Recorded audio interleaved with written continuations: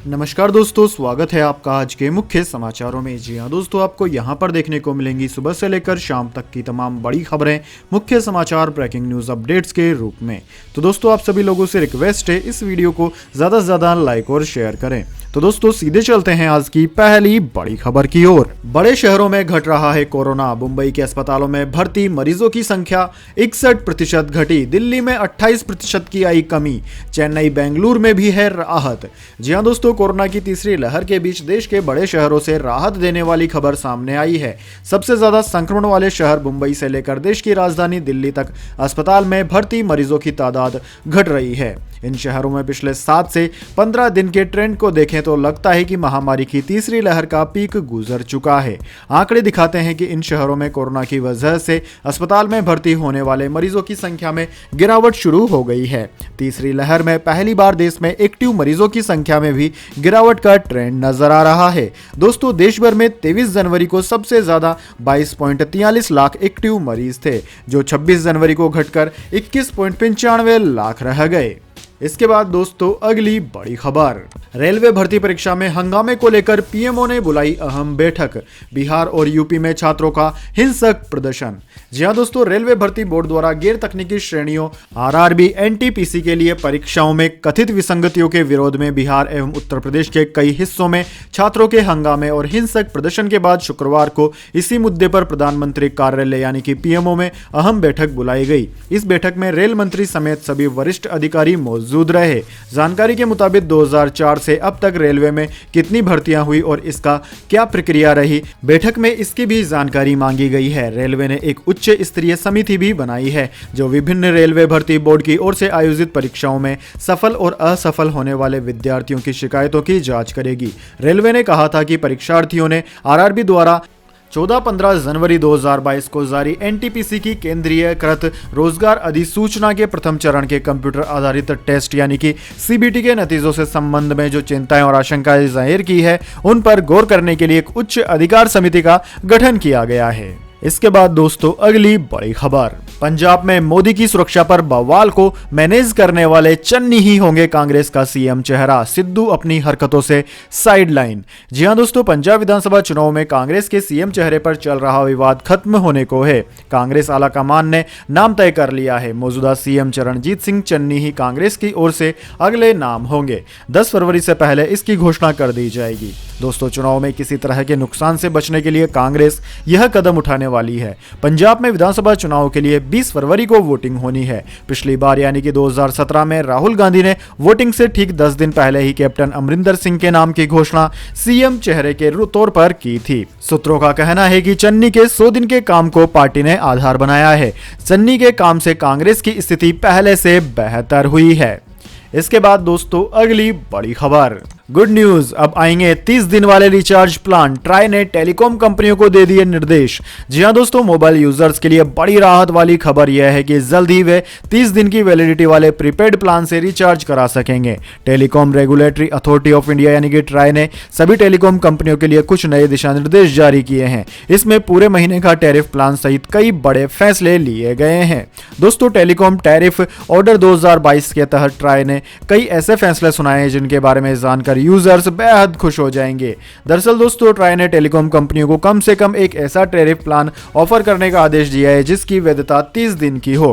गुरुवार को एक आदेश में ट्राई ने कहा कि सभी टेलीकॉम कंपनियों को 30 दिन की वैलिडिटी वाला एक प्लान वाउचर, एक स्पेशल टैरिफ वाउचर और एक कॉम्बो वाउचर ऑफर करना चाहिए, जिन्हें हर महीने एक ही तारीख को रिन्यू कराया जा सके। फिलहाल दोस्तों, टेलीकॉम कंपनियां 28 दिन और 24 दिन का रिचार्ज प्लान देती है। यूजर्स की यह शिकायत थी कि टेलीकॉम कंपनियां महीने भर का पूरा रिचार्ज नहीं देती है। इससे यूजर्स को काफी दिक्कतों का सामना करना पड़ता है, साथ ही पैसा भी ज्यादा खर्च होता है। ट्राई ने कहा कि उसे यूजर्स से ऐसी शिकायतें मिल चुकी है कि उन्हें मंथली प्लान के लिए साल में 13 बार रिचार्ज कराना पड़ता है और इससे उन्हें ठगा हुआ महसूस होता है।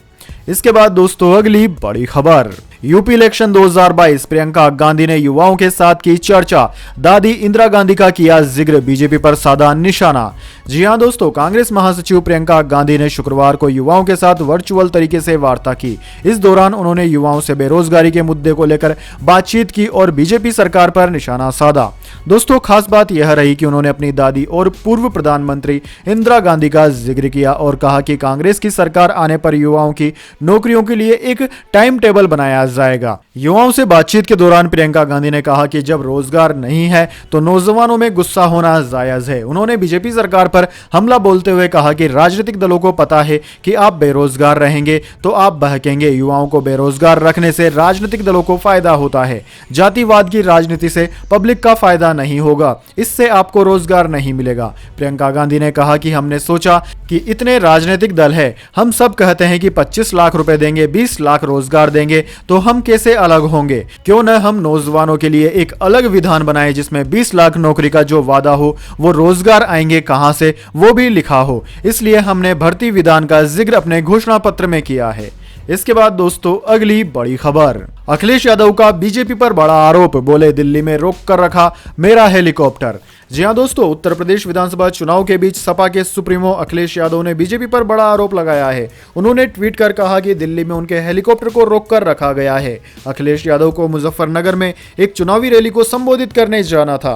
पश्चिम यूपी में किसान आंदोलन की वजह से लोगों के बीच बीजेपी को लेकर नाराजगी है। इसी बीच अखिलेश यादव मुजफ्फरनगर में एक चुनावी रैली को संबोधित करने के लिए दिल्ली होते हुए मुजफ्फरनगर जाना चाहते थे, लेकिन उनका आरोप है कि उनके हेलीकॉप्टर को बिना कोई कारण बताए दिल्ली में रोक कर रखा गया। मेरे हेलीकॉप्टर को अभी भी बिना किसी कारण बताए दिल्ली में रोक कर रखा गया है और मुजफ्फरनगर नहीं जाने दिया जा रहा, जबकि भाजपा के एक शीर्ष नेता अभी वहां से उड़े हैं। हारती हुई भाजपा की ये हताशा भरी साजिश है। इसके बाद दोस्तों, अगली बड़ी खबर, राकेश टिकैत को लेकर अखिलेश यादव का बड़ा बयान, जयंत चौधरी को मिले बीजेपी के ऑफर पर दिया यह रिएक्शन। जी हां दोस्तों, यूपी का सियासी संग्राम दिलचस्प हो चला है। समाजवादी पार्टी अध्यक्ष अखिलेश यादव और आरएलडी अध्यक्ष जयंत चौधरी ने आज मुजफ्फरनगर में साझा प्रेस कॉन्फ्रेंस को संबोधित किया। इस दौरान अखिलेश यादव ने राकेश टिकैत को लेकर बड़ा बयान दिया। उन्होंने कहा कि राकेश जी को मैं समझा दूंगा, वो हमारे रथ में बैठेंगे। यह प्रेस कॉन्फ्रेंस ऐसे समय में हुई है जब बीजेपी ने जयंत चौधरी को साथ आने का न्योता दिया है और आरएलडी अध्यक्ष इस ऑफर को ठुकरा चुके हैं। जयंत चौधरी के बीजेपी के ऑफर को ठुकराने के बाद दोनों नेता मीडिया के सामने आए। अखिलेश यादव ने कहा कि बीजेपी और अमित शाह का न्योता कौन स्वीकार कर रहा है, उनके हालात कैसे हैं कि उन्हें न्योता देना पड़ रहा है। अखिलेश यादव ने कहा कि आज जयंत चौधरी और मैं विरासत को आगे बढ़ा रहे हैं। यह चुनाव चौधरी चरण सिंह जी की विरासत को आगे बढ़ाने का भी है, जो किसानों को संपन्न बनाना चाहते थे। अखिलेश यादव ने कहा कि बीजेपी अपना संकल्प पढ़े कि उसने अपने वादे को पूरा किया क्या। इस बार ऐतिहासिक जीत होने जा रही है। आरएलडी और एसपी मिलकर बीजेपी को हराने जा रहे हैं। हम दोनों किसानों के बेटे हैं, किसानों के हक के लिए आखिरी हद तक लड़ेंगे। इसके बाद दोस्तों, अगली बड़ी खबर, भारत बायोटेक की नेजल वैक्सीन को ट्रायल की मिल गई मंजूरी, बूस्टर डोज के तौर पर होगा इस्तेमाल। जी हां दोस्तों, drug controller journal of India यानी कि DCGI ने भारत बायोटेक की नेजल वैक्सीन को ट्रायल की मंजूरी दे दी है। दोस्तों, इस वैक्सीन का इस्तेमाल बूस्टर डोज के तौर पर किया जाएगा। फिलहाल इसका ट्रायल 900 लोगों पर किया जा रहा है। ये इस वैक्सीन की तीसरी डोज का ट्रायल होगा। कंपनी ने करीब 3 हफ्ते पहले DCGI की सब्जेक्ट एक्सपर्ट कमेटी को ट्रायल के लिए डेटा भेजा था। कहा जा रहा है कि नाक के जरिए दी जाने वाली इस वैक्सीन से ओमिक्रॉन के खिलाफ बचाव में लोगों को मदद मिलेगी। दोस्तों, कहा जा रहा है कि भारत बायोटेक ने उसकी नेजल वैक्सीन को बूस्टर डोज के तौर पर इस्तेमाल करने का प्रस्ताव दिया है। यह बूस्टर डोज उन्हें दिया जाएगा जिन्होंने पहले कोविशील्ड या फिर कोवैक्सीन की वैक्सीन ले रखी है।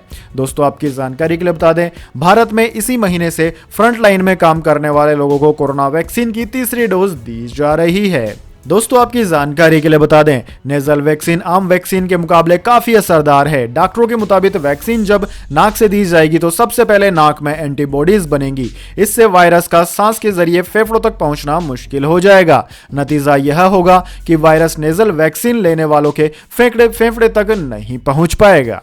इसके बाद दोस्तों अगली बड़ी खबर, यूपी सरकार का आदेश 6 फरवरी तक बंद रहेंगे स्कूल कॉलेज, ऑनलाइन चलेंगी कक्षाएं। जी हां दोस्तों, यूपी में कोरोना संक्रमण को देखते हुए प्रदेश सरकार ने 6 फरवरी तक सभी स्कूल कॉलेज बंद रखने का आदेश दिया है। पहले यह आदेश 30 जनवरी के लिए जारी किए गए थे, अब इन्हें बढ़ाकर 6 फरवरी तक कर दिया गया है। आदेश के अनुसार इस बीच कक्षाएं ऑनलाइन संचालित की जाएंगी। स्कूल कब खुलेंगे इस पर फैसला 6 फरवरी के बाद ही लिया जा सकता है। दोस्तों आपकी जानकारी के लिए बता दें, प्रदेश में कोरोना संक्रमण की दर तेजी से बढ़ रही है। पिछले दिनों कोरोना से मौतें भी हुई। बढ़ते संक्रमण को देखते हुए सरकार ने स्कूल बंद रखने का फैसला ले लिया है।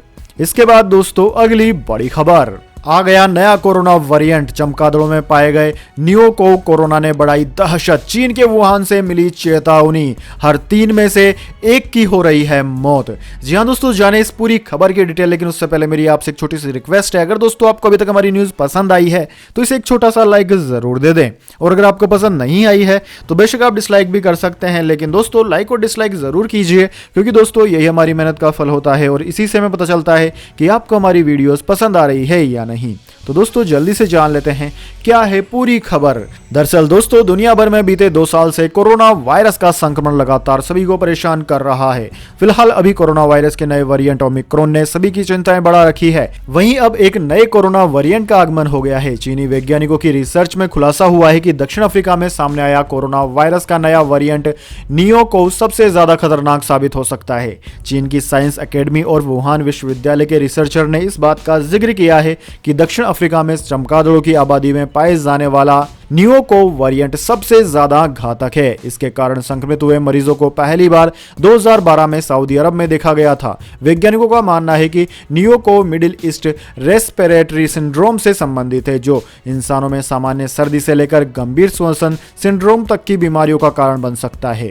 चाइनीज अकेडमी ऑफ साइंसेज और वुहान यूनिवर्सिटी के शोधकर्ताओं ने अपनी रिसर्च में कहा है कि नियो को वेरिएंट खास तौर पर दक्षिण अफ्रीका में चमगादड़ों में पाया जाता है, जो अभी तक इन्हीं जानवरों के बीच फैला रहा था। रिसर्च में कहा गया है कि फिलहाल नियो को मनुष्यों को संक्रमित नहीं कर रहा है, लेकिन आगे चलकर इसमें होने वाले विकास के साथ ही यह इंसानों के लिए सबसे घातक साबित हो सकता है। इसके बाद दोस्तों अगली बड़ी खबर, एलन मस्क को सबसे ज्यादा घाटा, दुनिया के 500 अमीरों की संपत्ति 28 दिन में 47.62 लाख करोड़ रुपए घटी, बाजार की गिरावट का है असर। जी हां दोस्तों, दुनिया भर के 500 अमीरों के लिए नया साल झटका देने वाला रहा। जनवरी के 28 दिनों में इनकी संपत्ति 47.62 लाख करोड़ रुपए घटकर 582 लाख करोड़ रुपए रह गई है। 3 जनवरी तक यह 630 लाख करोड़ रुपए थी। ऐसा इसलिए क्योंकि शेयर बाजारों में भारी उतार चढ़ाव है। दरअसल दोस्तों 3 जनवरी से अब तक दुनिया भर के बाजारों में भारी उथल पुथल रहा है।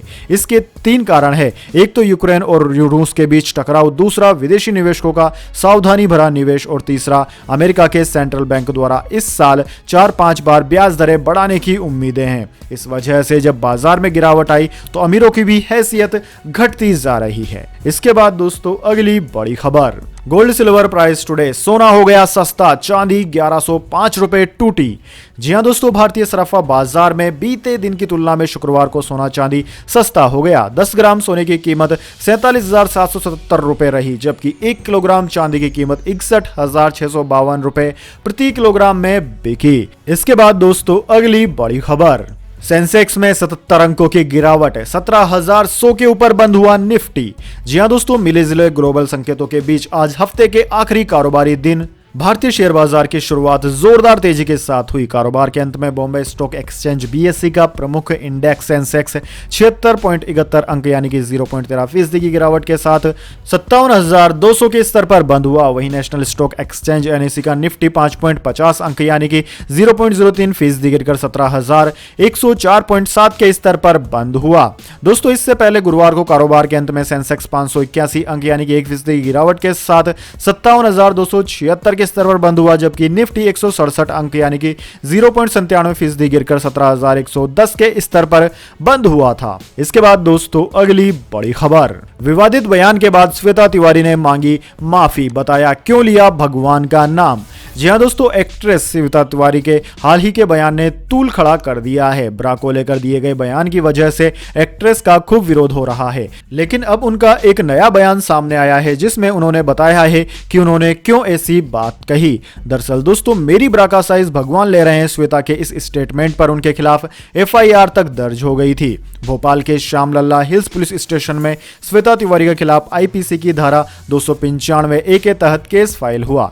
एक्ट्रेस पर ऐसा बयान के जरिए धार्मिक भावनाओं को भड़काने का आरोप लगा है। इस पर पूरे एक दिन बाद श्वेता तिवारी का आधिकारिक बयान आया है, जिसे विरल भयानी ने अपने इंस्टाग्राम पर पोस्ट किया, जिसमें श्वेता तिवारी ने लिखा है कि यह मेरे संज्ञान में आया है कि मेरे एक सहयोगी से मेरी बातों को जो कि संदर्भ से बाहर थी को गलत समझा गया। अगर मेरे बयान का संदर्भ समझा जाता तो मैंने भगवान के संदर्भ में सौरभ राज जैन को रखते हुए कहा था, जो कि एक देवता की लोकप्रिय भूमिका के संदर्भ में था। लोग किरदारों के नामों को अभिनेताओं से जोड़ते हैं और इसलिए मैंने मीडिया के साथ अपनी बातचीत के दौरान इसे एक उदाहरण के रूप में इस्तेमाल किया था। इसके बाद दोस्तों, अगली बड़ी खबर, नौकरी पेशा के लिए खुशखबरी, इस साल 10% से ज्यादा बढ़ेगी सैलरी, जाने क्या कह रही है कंपनियां।